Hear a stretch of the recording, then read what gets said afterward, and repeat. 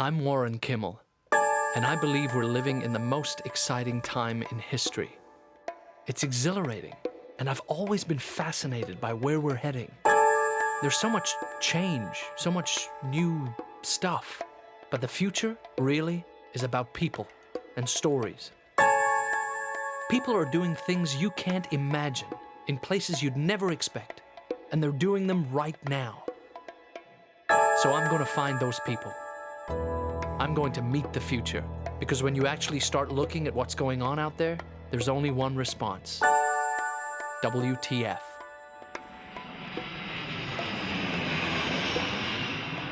So far in WTF, we've traveled through Africa and seen so many of the people and ideas that really are changing the future right now. It's been incredible. But I think we've left out perhaps the most important people of all. Throughout history, one group of people had the mental freedom to imagine a future different from the past. These are the dreamers, the free thinkers, the visionaries. I'm in South Africa, and I'm checking out the world of the artist. So, it's early morning, the sun is shining. I love that about South Africa, it's always brilliant weather. And I'm excited today because we're going to see a dance school. In South Africa, the legacy of apartheid caused enormous suffering in the lives of the people here. But great art is usually the product of great suffering. And that same pressure has produced some of the most creative people anywhere in the world. And I love that. I really do think South Africa is special from that point of view. You know, art can be very removed from the actual real life. But South Africa always was different because we had apartheid and there was the struggle. Cultural, theater, music, dance, writing, art. It was all places where you could express what you really felt politically and socially. It was much more dangerous, therefore much more interesting. And I think that's continued. No one wants to see people suffer. But as the saying goes, no pressure, no diamonds. So that's where we're going. We're going to see Edmund Thwaites. He started a school called Jigeleza, which I think means, if I remember correctly, to turn around, to spin around, pirouette.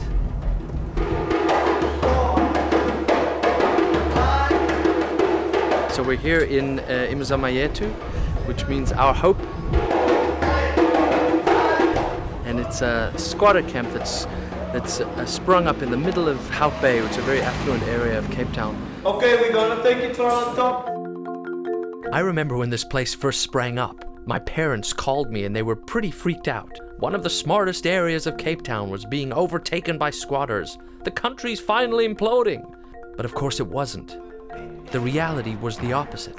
An explosion of creativity. It's a fascinating dance style. It's one of the darkest periods of South Africa's history. This is under apartheid. These are the migrant workers. This is the very worst effects of apartheid. These guys were brought from the countryside to town purely to work in the mines. And they were only allowed to hang around in the mines or where they lived in single-sex migrant worker hostels. And it led to a lot of aggression, a lot of faction fighting. It was a very bad time. The mine workers or the construction workers used to work hard. You can't work hard like this. I'm working hard, people. Can't you see I'm sweating? Right? Put more energy into it, okay? In an effort to quell whatever violence was there, they would put on movies for the mine workers on the weekends, on a Saturday night, and the period that we're talking about, the movies they would have put on would have been Fred Astaire and Ginger Rogers' black and white dance movies, because they figured there was no political content, there was no violence, it was calming. And these Zulus mainly, I think, mine workers looked at this and they were fascinated by just the dance, because dance is so much a part of their culture. And they wanted to emulate what they saw. So when you see the gumboot dancing, although it's not always recognizable, what you're looking at is tap dancing. So it's a very interesting mixture of the cultures. It's that dance.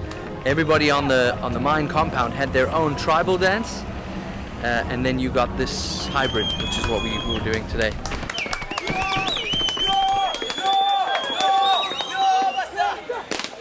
Edmund, we met years ago in a show. You've been a professional dancer for years. Why did you choose to do this? It's something I always felt I wanted to do. It's quite amazing to see. They're very, very young kids, but just the natural joy of the movement is quite lovely. You know, poverty, which we still have a lot of here in our country, it sort of becomes lesser than if you have magic and beauty into your lives, because it does ease the load when you can dance, because it's something you instill inside yourself and nobody can take that away from you. If it wasn't for Jikeleza here, these kids, they would have no exposure to the world of the theatre and also part of dance. 6, 7, 8.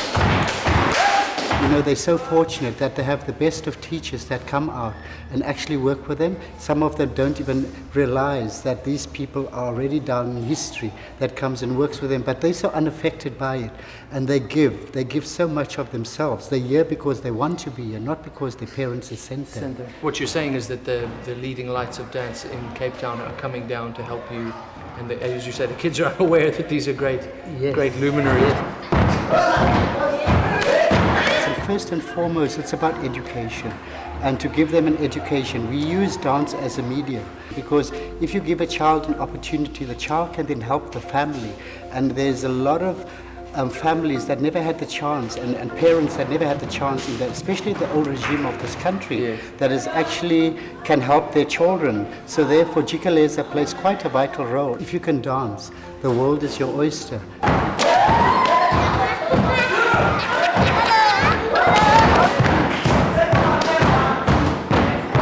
Our idea for Jikeleza is it's to turn the community around and to show them a better where the light is, and to go towards the light. A community pirouette, I think that's a brilliant idea.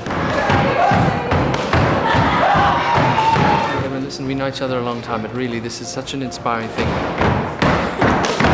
Thank you, and thanks for letting me embarrass everyone with my gumboot dancing.